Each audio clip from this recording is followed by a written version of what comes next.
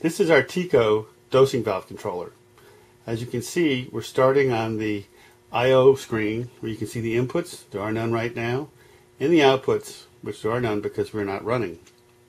So the first thing we want to do is bring up the navigation menu, and we do that by hitting select, and it gives us the options of changing the dose time and the load time.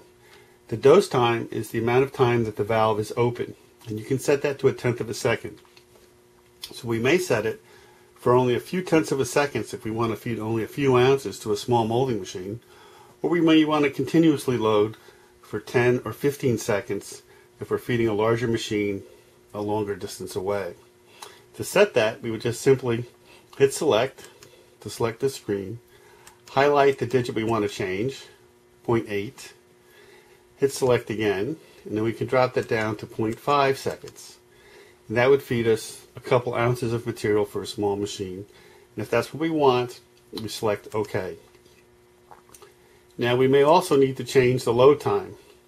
That is the amount of time that the loader you're connected to is expected to run. So if that loader is set to run for 16 seconds, we would want to actually set this at about 17 or 18 seconds. And what this does is it prevents the dosing valve from dosing material twice in one load cycle. So it's prevented from loading from the time it gets its cycle for this amount of time. In this case, we're going to change this to 17. So we're going to select that. We're going to go 1, which gives us 16. Go over to the 6, raise it to a 7. That gives us 17 seconds, and we're OK. Now the valve is set up and ready to go.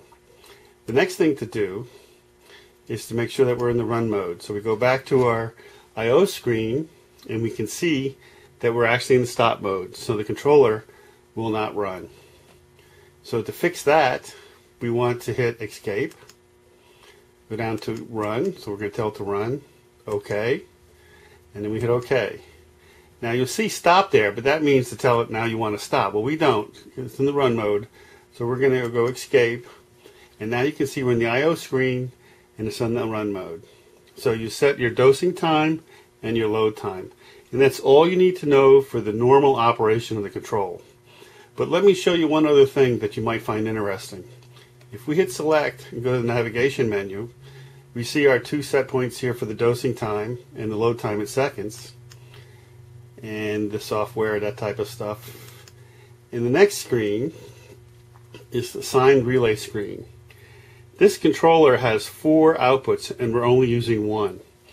And it's the output relays that will fail before anything else in a control, even though they're rated for over 1 million or millions of cycles. They will fail before anything else does. And since we're only using 1, this gives you the ability to assign the output to any one of the 4 relays. So when you first get it, it's going to be set to relay number 1. And then later on, if that relay fails, you can set it to number 2, number 3, and number 4. And you just change the wire to those outputs and you're ready to go. So that means that this controller will actually last 4 times longer than a standard control.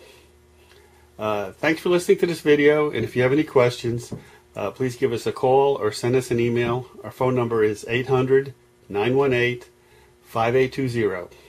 Thank you.